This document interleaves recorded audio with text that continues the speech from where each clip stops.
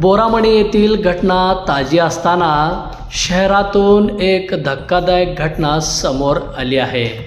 सोलापूर शहरातील 70 फूट रोड परिसरात माधवनगर येथील नीलम बेकरी समोर रविवारी सकाळच्या सुमारास एका तरुणाचा भर दिवसा निर्गुण खून करण्यात आला।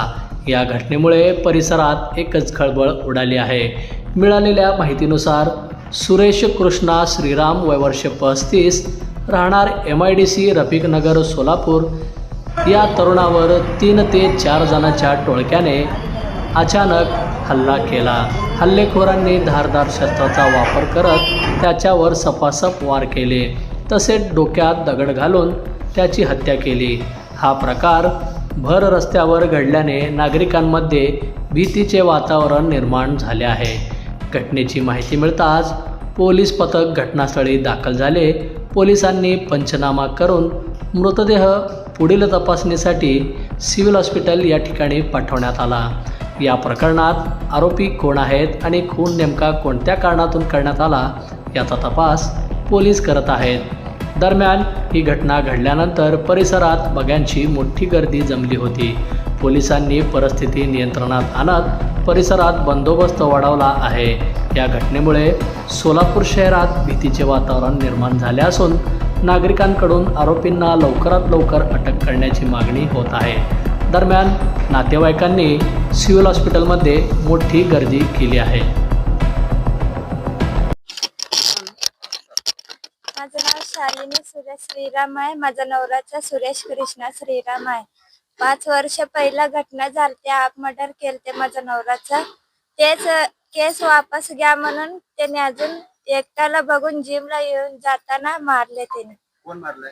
बसप्पा अण्णा रेड्डी त्यांचा मुलं मारले ते। कुठे झाली घटना? इथं माधवनगर मध्ये। कशामुळे झाली? पहिलाच होतं कुन्नस, त्यासाठी त्याने मारले। पहिला भांडण झालतं आमचं, नाही काय डुक्कर साठी झालतं। आमचा डुक्कर पाळत होता मी, तेव्हा भांडण झालतं। मी डुकरा विकून आता आम्ही करून खायला लागलो। मग तेच कुणास ठेवून मारलेत आमच्या नवऱ्याला, आप मर्डर केले 5 वर्ष खाली। मग ते केस केले आम्ही, त्यांचा सजा बसवायचा आता। सजा होते म्हणून यालाच कलास करायचं म्हणून एकट्याला बघून मारले त्याने। सकाळी किती वाजता घरातून निघाले होते? 8 वाजता 8 वाजता कुठे गेले होते? कुठे जाऊन? जिमला, अशोक चौक मध्ये जिम आहे बघा तिथं। अच्छा, कशाने मारण्यात आलेले काय? कोयता आणि दगड घेऊन मारले, ते सगळं तिथंच आहे। तुम्हाला कधी माहिती मिळाली? मला 10 वाजायला तेव्हा माहित झालं। ते 8 वाजता जिमला गेले तर बाहेर येताना मारले। त्यांनी बाहेर बसले होते, त्यांनी यायचं म्हणून। त्याने आल्यावर मागणं येऊन मारले म्हणे। तुमचं नाव काय? गीता श्रीराम, सुरेश श्रीराम। काय व्यवसाय करत होते तुमचे? झाडू होते, व्यवसाय करत होते। आता किती आहे त्यांच्याकडे? किती आहे घरामध्ये? कोण कोण आहे? 8 लेकरं आहेत। 8 लेकरं आहेत. हा, काय करते? काय नाही, आम्ही झाडू ते ऐकते। कुठे राहणार तुम्ही? आम्ही मडीशी नीलमनगर मध्ये राहतो।